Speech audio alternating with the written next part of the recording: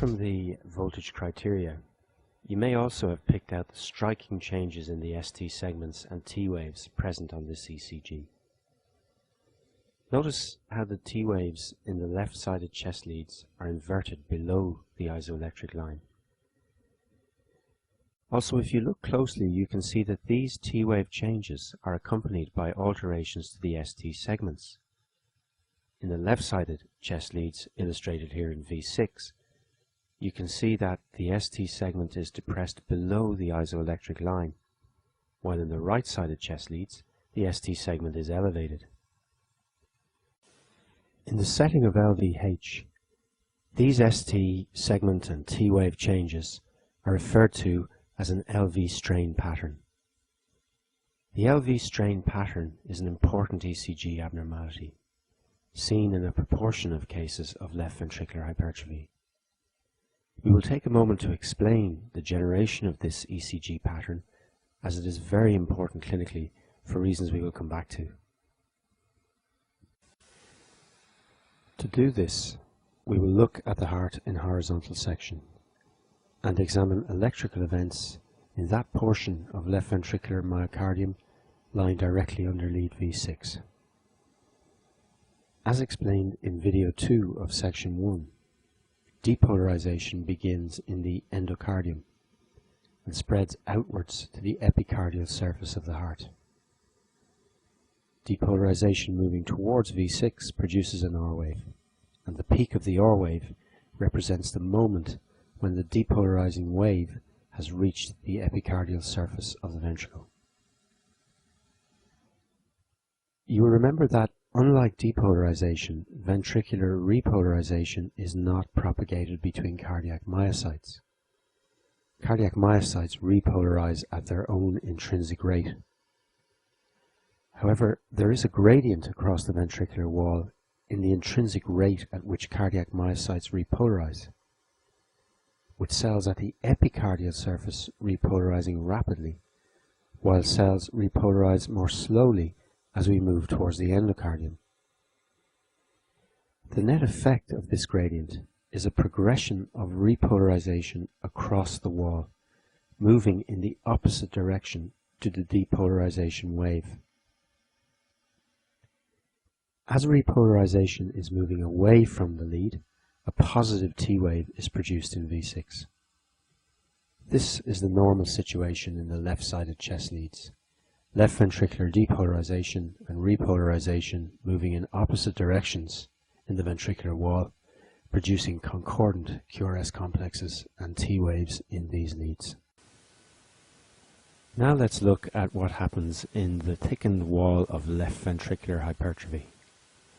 Again, we will analyze events in that section of the LV wall directly underlying lead V6. In the presence of hypertrophy, depolarization begins as normal in the endocardial region. But as the ventricular wall is thickened, the wave takes longer to reach the epicardium. Prolonged transit of the wave across the ventricular wall will manifest on the ECG readout as an increase in the time from the onset of the QRS complex to the peak of the R wave. This period is known as the ventricular activation time, and prolongation of the ventricular activation time impacts on repolarization. To understand how, we need to look at the complete sequence of electrical events under V6. As shown here, with prolonged transit of the depolarization wave across the thickened wall, a situation may arise whereby the endocardial cells have reached their intrinsic repolarization time and have started to repolarize before the epicardium has depolarized. The epicardium will repolarize as normal once the depolarization wave reaches it, but you will notice that the sequence of ventricular repolarization has reversed. Repolarization is now moving in the same direction as the depolarization wave, from endocardium to epicardium. And as it is moving towards lead V6, the T waves become negative in this lead.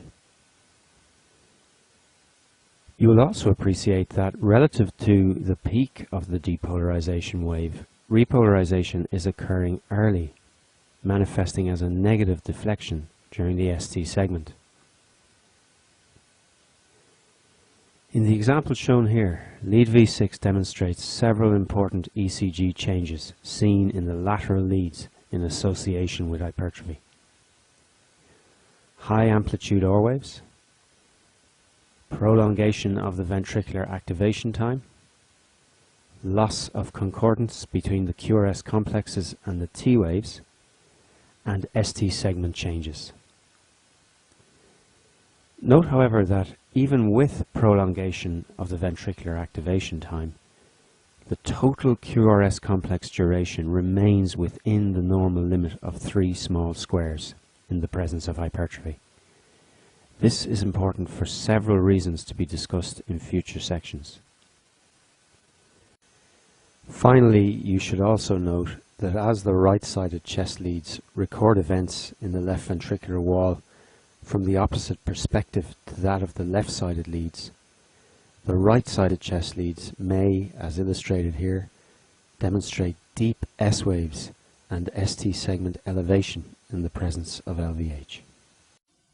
The ST changes of the strain pattern are seen only in a proportion of patients with LVH and may identify a subgroup with a more severe degree of hypertrophy. The key point is that they are chronic changes and are not due to acute coronary artery thrombosis. They are easily confused with the ECG changes of infarction or ischemia, and misdiagnosis can have catastrophic consequences for the patient. There is one further point of interest on this ECG. Looking at the frontal leads, with the QRS complex in AVF near isoelectric, the cardiac axis lies approximately at 90 degrees relative to this lead, giving us 2 options for the axis, one travelling towards the left and one towards the right. With AVL strongly positive and AVR negative, it must be option 1. So, on this ECG, the cardiac axis lies close to lead 1, towards the left, but still within the normal range. It does not lie beyond AVL in left axis deviation territory. Remember, the majority of cases of LVH, irrespective of severity, are not associated with left axis deviation, and the majority of cases of left axis deviation are secondary to conduction defects and not left ventricular hypertrophy. We will now go on in the next video to discuss the ECG changes associated with right ventricular hypertrophy.